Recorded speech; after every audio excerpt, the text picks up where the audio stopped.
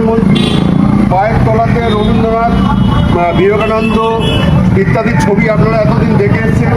এবার হিন্দু ধর্ম নিয়ে এত কথা বলে, সেই হিন্দু ধর্মের ছবিগুলো রয়েছে, সেই ঠাকুরের ছবিগুলোকে ঢেকে তারা তাদের নিজস্ব পোস্টার মেরেছে।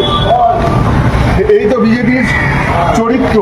আঙ্কেল একদম আপনি ঠিক কথা বলেছেন, ঠিক আছে। যেখানে প্রধানমন্ত্রীর পায়ের নিচে রবীন্দ্রনাথ ঠাকুরের, নেতাজি সুভাষচন্দ্র বোস এইসব যে ফটোগুলো যেগুলো দিয়ে রেখেছে, একদম একদম অন্যায় করেছে, 100%। এটা আমিও একমত, অন্যায় করেছি। কিন্তু হিন্দু ধর্মদের ওই দেবদেবতার স্থান কি ওইখানে?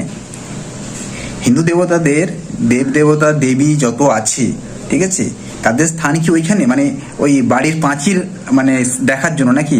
যে কেউ যাতে না টয়লেট করে দেয়, কেউ যাতে না বালি ছড়ে, কেউ যাতে না নোংরা করে দেয়। এটা কি হিন্দু ধর্মের দেব দেবতাদের কি মানে ওটা দায়িত্ব ওখানে? ওটা কি স্থান?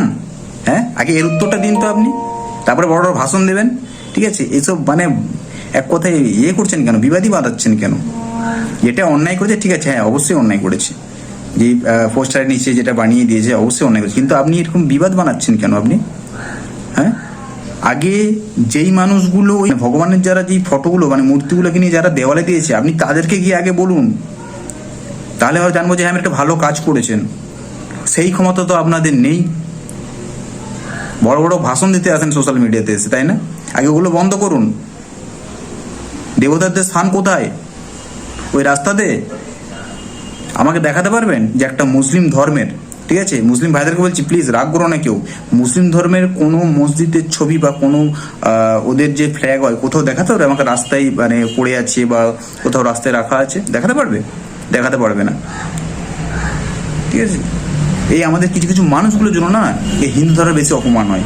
আর এই এই চুগলিবাজি লোকগুলোর জন্য, এরা চুগলিবাজি করে, ঠিক আছে। আগে যারা করেছে ওইগুলোকে না বলে উনি এখানে চলে এসে দেখুন কত বড় কাজ করেছে, এই করেছে সেই করেছে।